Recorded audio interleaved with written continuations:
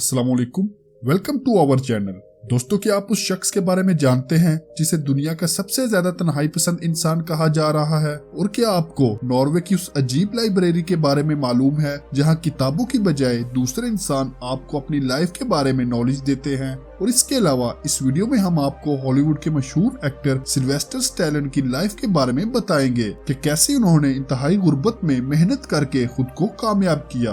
तो इन सब चीजों के बारे में जानने के लिए वीडियो को एंड तक देखिएगा, मगर वीडियो को देखने से पहले चैनल को सब्सक्राइब कर लीजिएगा ताकि फ्यूचर में भी आपको ऐसी ही अमेजिंग इन्फॉर्मेशन मिलती रहे। तो बिना टाइम वेस्ट किए वीडियो को स्टार्ट करते हैं। Fact number 1।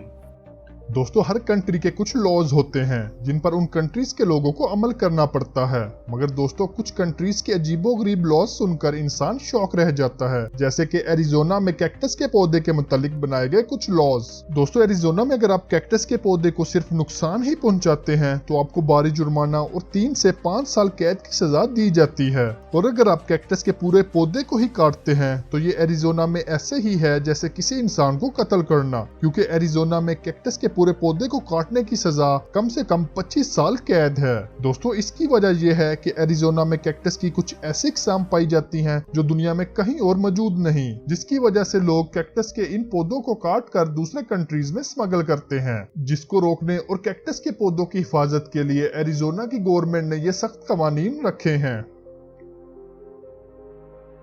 Fact number 2।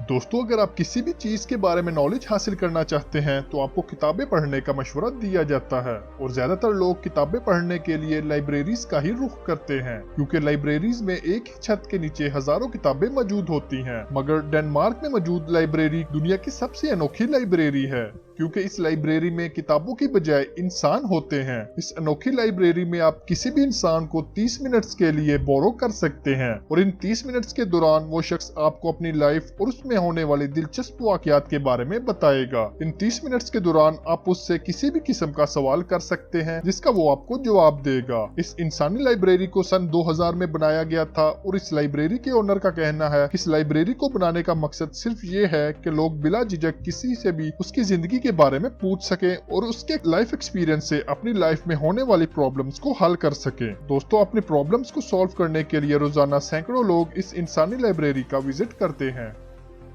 Fact number 3।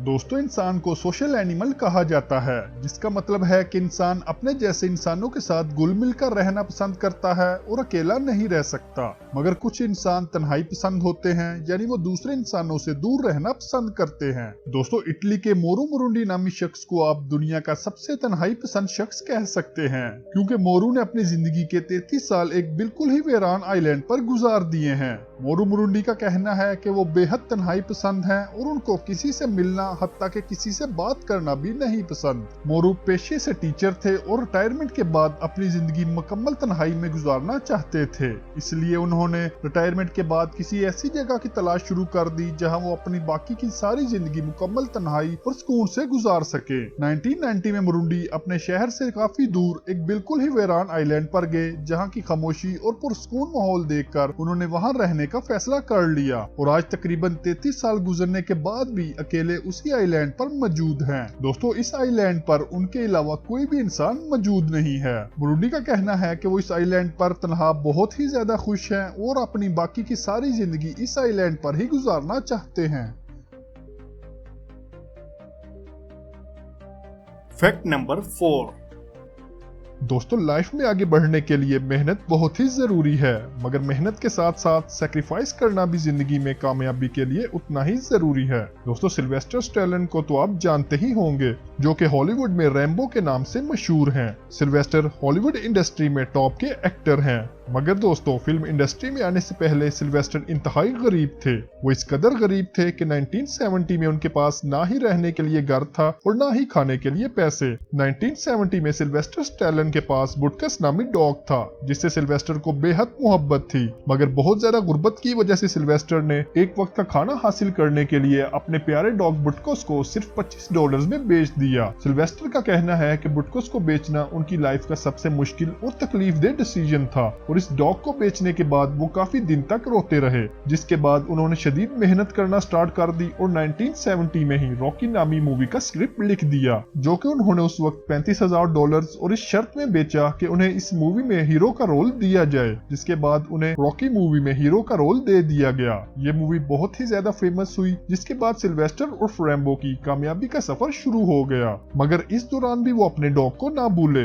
दोस्तों, जैसे ही सिल्वेस्टर के पास कुछ पैसे आए, उन्होंने अपने बेचे जाने वाले डॉग की तलाश शुरू कर दी और एक दिन उस नए मालिक जिसको बुटकस सिर्फ $25 में बेचा था ढूंढ लिया। इस नए मालिक ने बुटकस को दोबारा सिल्वेस्टर को देने से साफ इनकार कर दिया, मगर सिल्वेस्टर के शदीद इसरार के बाद इस नए मालिक ने सिर्फ $25 में खरीदे जाने वाले डॉग को दोबारा $1500 में सिल्वेस्टर को बेचा।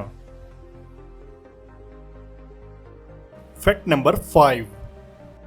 दोस्तों, हमारे नाखून कैल्शियम से बने होते हैं, जो कि हमारी फिंगर्स की प्रोटेक्शन करते हैं। हमारे नाखून एक महीने में सिर्फ 3 से 4 मिलीमीटर ही बढ़ते हैं और फिंगर्स के मुकम्मल नाखूनों को बढ़ने के लिए 6 माह लगते हैं। और दोस्तों, जिस हाथ को हम ज्यादा इस्तेमाल करते हैं, उस हाथ के नाखून दूसरे हाथ के नाखूनों की निस्बत ज्यादा तेजी से बढ़ते हैं। यानी अगर आप लेफ्ट हैंडेड हैं, तो आपके लेफ्ट हैंड के नाखून राइट हैंड के मुकाबले ज्यादा तेजी से बड़े हो जाएंगे। इसके अलावा दोस्तों, हमारे नाखून सर्दियों के मुकाबले गर्मियों में ज्यादा बढ़ते हैं, क्योंकि गर्मियों में धूप ज्यादा होती है, जिसकी वजह से हमारी बॉडी ज्यादा विटामिन डी अब्सॉर्ब करती है, जिससे नाखूनों को न्यूट्रिशन मिलते हैं और वो जल्द बड़े हो जाते हैं। दोस्तों, आज तक सबसे लंबे नाखूनों का रिकॉर्ड अमेरिका की डियाना ऑस्टिन नामी खातून के नाम है, जिसके नाखूनों की लंबाई 10 फीट और 4 इंचीज है, जो कि किसी आम इंसान की हाइट से भी लंबे हैं। दोस्तों, इतने लंबे नाखून होने की वजह से डियाना का नाम Guinness book of world record में भी शामिल किया गया है।